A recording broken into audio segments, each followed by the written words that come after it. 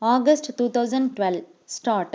Mr. Speaker Sir, I move the motion of thanks to the Governor for his address to the legislature. Mention has been made in the address about cyclone and famine in some districts.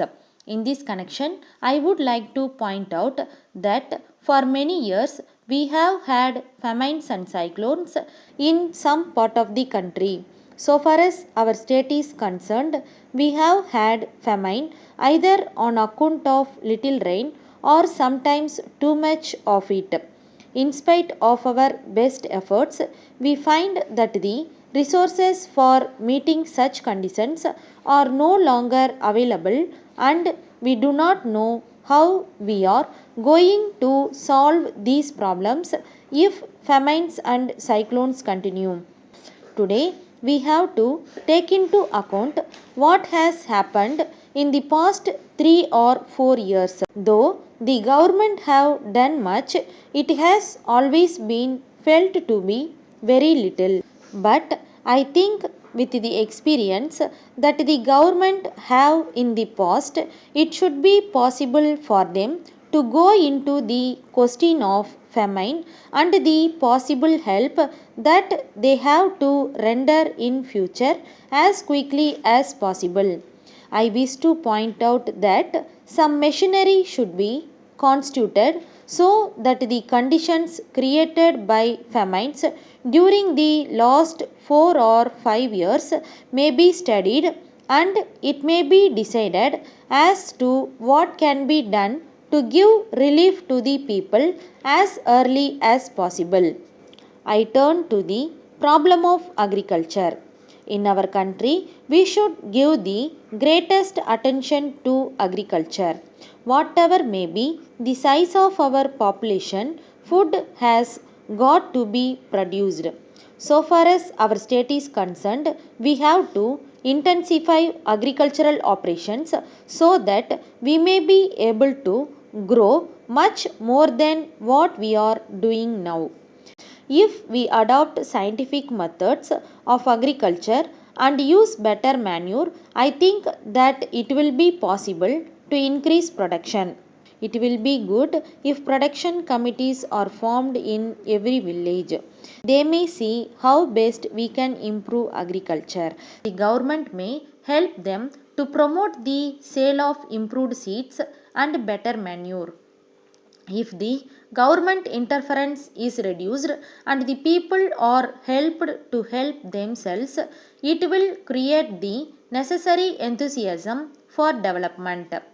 So far as irrigation projects are concerned, at present no new irrigation projects are taken up, and work on the existing projects is being slowed down.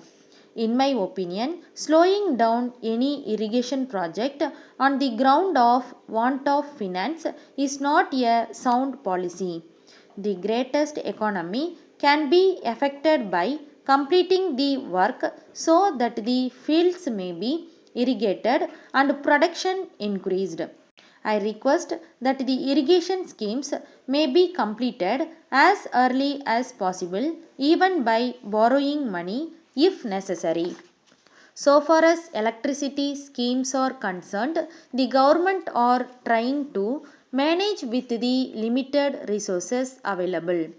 Whatever be our view of a welfare state, we must understand that unless we have the necessary resources, we cannot make much progress. There is a general feeling that the resources of a government are unlimited.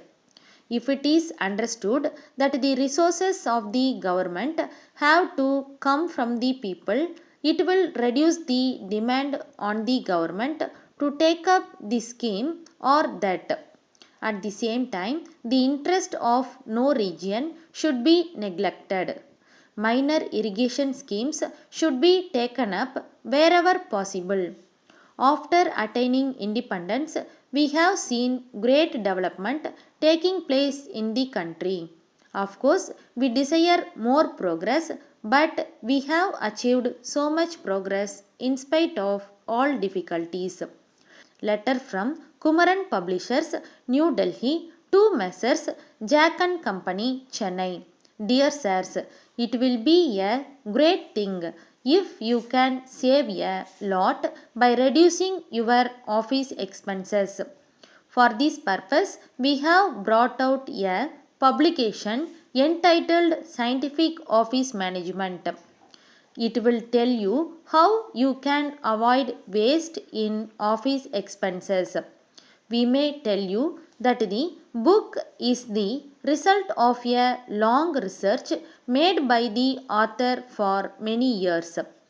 He is now really regarded as an authority on office management. We are glad to tell you that the book is a unique one of its kind. In the first instance, it was published as a textbook for schools and colleges, but as there was great demand, it has now been revised so as to meet the requirements of office managers. It deals with the problems of office management and gives sound advice on how to meet them.